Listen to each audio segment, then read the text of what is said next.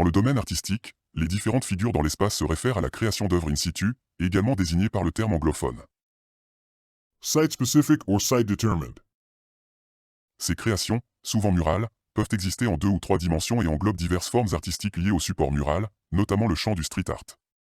Les figures variées présentes sur les murs incluent des représentations humaines telles que des portraits, des personnages réels ou fictifs, ainsi que des animaux, qui s'intègrent au mur ou en font partie intégrante. Ces représentations peuvent être réalisées sur du papier ou directement sur le mur, prenant diverses formes et styles, parfois mêlant illustration et écriture. L'ajout d'une présence humaine dans une œuvre d'art est souvent considéré comme essentiel, ajoutant un réalisme ou une dimension narrative. De plus, les figures littéraires, telles que les éléments graphiques, calligraphiques et scripturaux, enrichissant la diversité des représentations artistiques, parfois combinées à des illustrations d'animaux, de personnages de bandes dessinées, de mangas, de films ou d'inventions imaginaires. Ces représentations peuvent varier en échelle, s'adaptant à l'espace mural disponible, offrant ainsi une gamme infinie de dimensions. La figure détermine également des éléments formels pouvant prendre la forme de toiles allongées et en hauteur dans l'histoire de la peinture, ou se matérialiser en sculpture ou en forme géométrique. L'utilisation de divers matériaux tels que la résine ou la sculpture en 3 dimensions permet une expression artistique variée. La taille et la forme des figures peuvent varier considérablement, de petites illustrations à des sculptures monumentales, adaptées à leur intégration dans l'environnement spécifique. Le terme « figure » trouve également ses racines dans la rhétorique classique distinguant 2 types principaux de figures, les figures de mots, qui jouent sur le sens littéral des mots, et les figures de pensée, qui manipulent l'expression d'une pensée pour un effet stylistique sans changement de sens.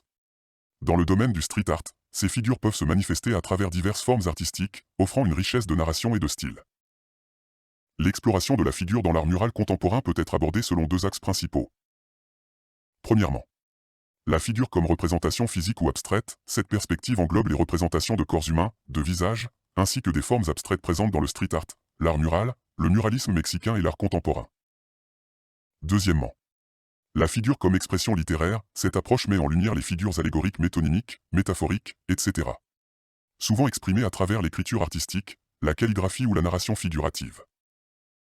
Ces 2 dimensions de la figure s'intègrent dans l'espace mural, offrant diverses modalités d'expression artistique et d'interaction avec l'environnement urbain.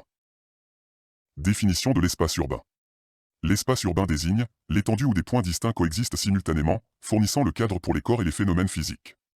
Différentes formes de figures peuvent coexister dans cet espace, offrant une nouvelle lecture de notre environnement urbain et des surfaces visuelles variées à observer. Comment la figure intervient dans l'art mural contemporain ?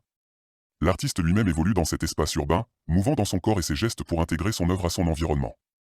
L'espace de création artistique devient ainsi également un espace de spectateurs, où les passants ou les observateurs interagissent avec l'œuvre d'art.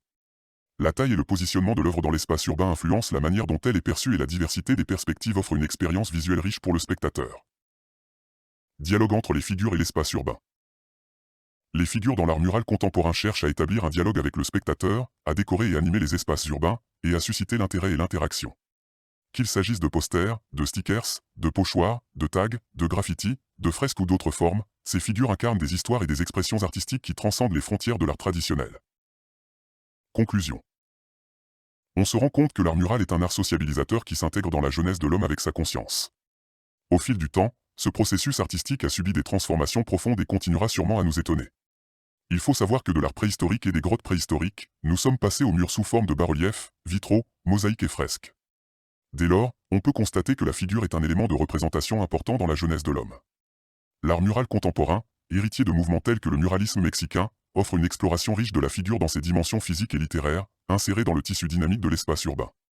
Pour mieux comprendre une œuvre d'art, il faut donc la situer historiquement dans son contexte culturel d'époque, passé et actuel. Ces œuvres, en constante évolution, témoignent de la capacité de l'art à évoluer et à s'adapter à son environnement, tout en conservant son pouvoir de dialogue et de provocation sociale. Le muralisme mexicain est donc le premier mouvement qui m'intéresse. Il faut pouvoir comprendre ces enjeux et voir ce que cela peut apporter à un futur projet.